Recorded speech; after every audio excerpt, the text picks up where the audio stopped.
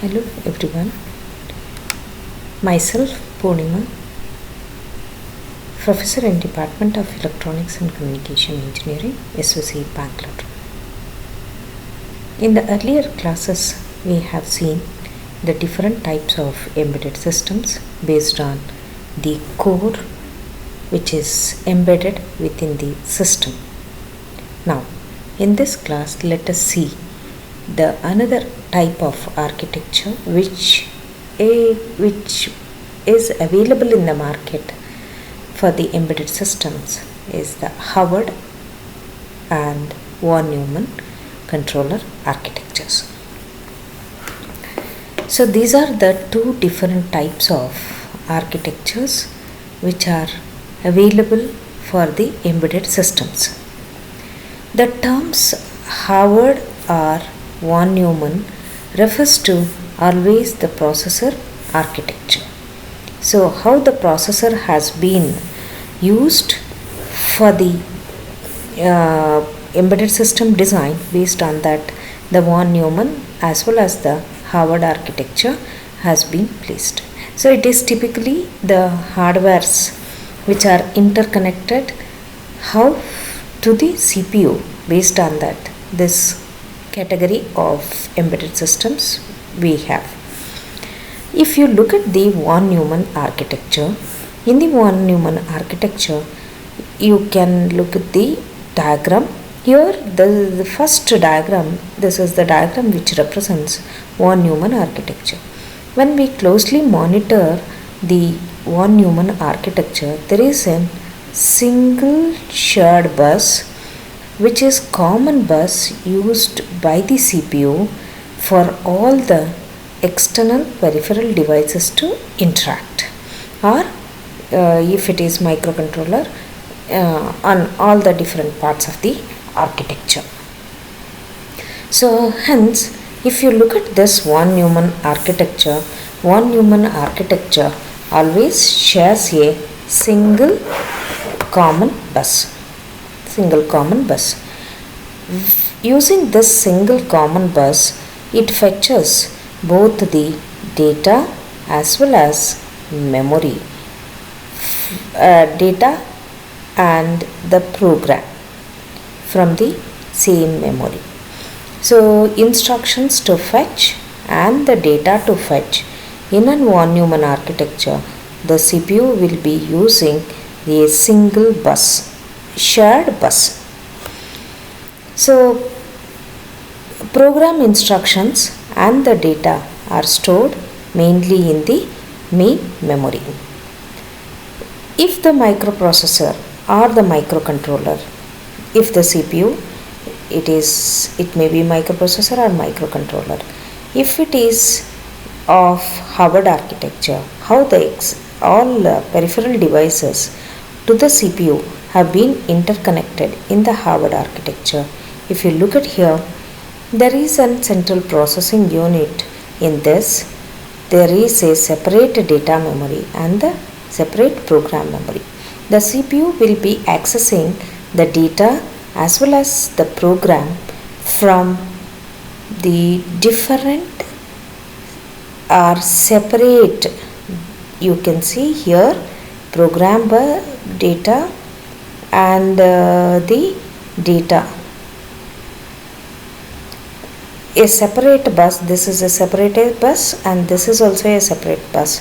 The CPU will parallelly access the program from the program memory, and parallelly the data memory also will be accessed by the CPU using the data bus. So both the data memory as well as the program memory simultaneously in an Howard architecture the CPU can access. With Howard architecture, the data memory can be read and written while the program memory being accessed alone. That means to say that whenever data it is to be accessed by the processor has the accessibility for reading as well as writing accessibility. The CPU can make use this data bus to write something and as well as to read something. Usually such type of data memories are termed to be the RAM. There are many versions of RAM memories which are available. Those memories can be used at the place of data memory. They are all the volatile memories. Parallelly, when the program memory the CPU is accessing, this is a separate memory which usually stores the code or the program.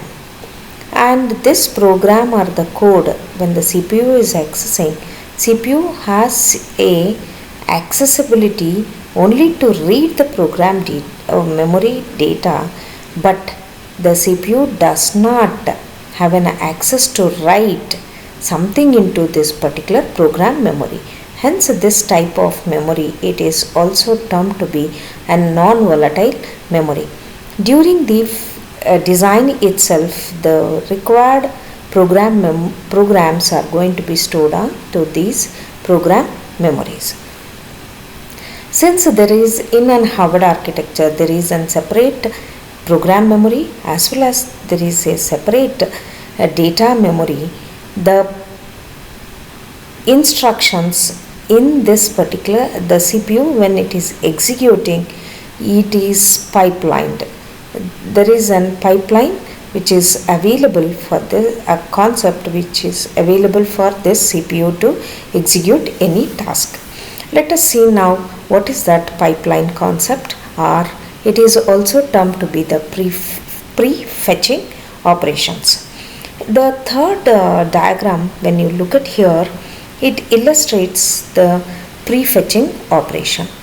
The prefetching operation we can understand as, if suppose the program has the 3 codes, 3 lines of instructions, instruction 1, this is instruction 2, and this is instruction 3.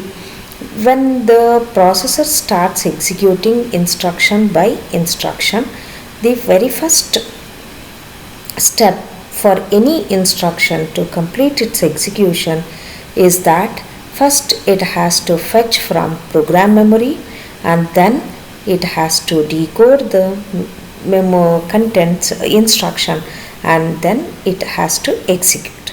So therefore any instruction when it is taken, fetch, decode and execute, these are the 3 sub operations for any instruction to complete the CPU or the CPU embedded system core will follow.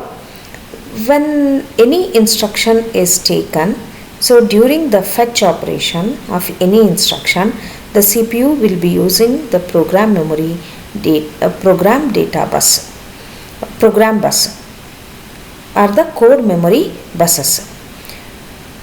After fetching, the code memory bus which will become idle, that idle state of the bus effectively can be utilized by the CPU during the decoding of the first instruction for the fetching of the next instruction which is available within the program.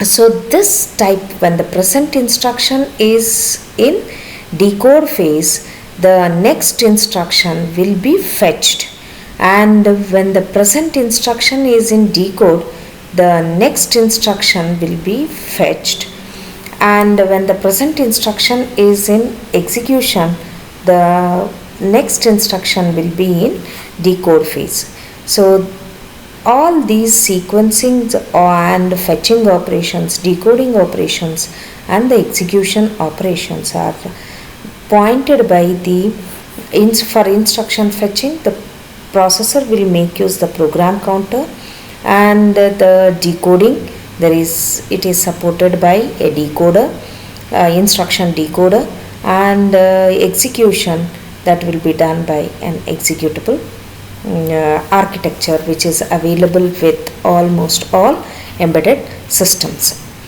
So with this basic knowledge, now let us see what is the main difference between von Neumann architecture and Howard architecture. From the block diagrams, whatever we have discussed so far, we are distinguishing the Howard architecture and the von Neumann architecture. From the basic block diagrams, when the Howard architecture we observed, there is a separate bus which is used for instruction fetching as well as for the data fetching. But in a von Neumann architecture, a single shared bus for both instruction as well as data fetching. Due to the separate buses for the instruction and the data to fetch, the pipeline concept is easy to implement in the Howard architecture.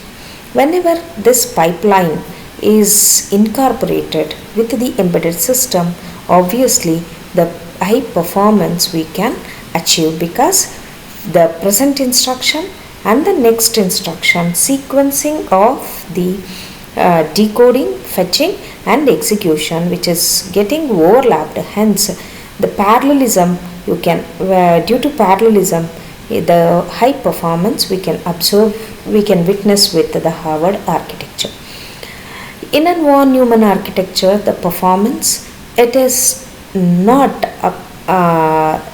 as we observed with the Howard architecture, because here the same single memory used for both fetching the data, fetching the instruction as well as decoding the next instruction. So hence the low performance with the von Neumann architecture. The pipeline concept, separate data memory, separate program memory, hence comparatively these Howard architecture based embedded systems are costly, whereas the von Neumann architecture memory wise a single memory, a single shared bus, so hence these embedded systems are available with the cheaper cost. Here the memory alignment concept, it is the problem, it does not exist with the Howard architecture. The reason is that separate program memory and separate data memory, and there is separate program and data memory. Since there is a separate memory locations assigned for program as well as for the data, whenever any program storage or data storage and accessing, the alignment or the overlapping of these programs and data does not witness with the Howard architecture. So here, since single memory, sometimes the overlapping of the memory locations of program as well as data, sometimes it is possible, so therefore allows self-modifying codes. And coming to the next difference, you can see this data memory and the program memory, they are different, they are in different locations, so therefore there is a less chance of accidental corruption. Whereas in the von Neumann architecture, since a program as well as data are physically stored on the same chip, there may be a chances of accidental corruption of the program memory. Sometimes program information may get overlapped with the data, or data may get overlapped with the program codes. Hence, there is an accidental corruption of data or the program is possible with von Neumann architecture. So these are the various differences, and the block diagram wise you can learn about the Howard and von Neumann architecture based embedded systems. Thank you. I will stop this class at this point.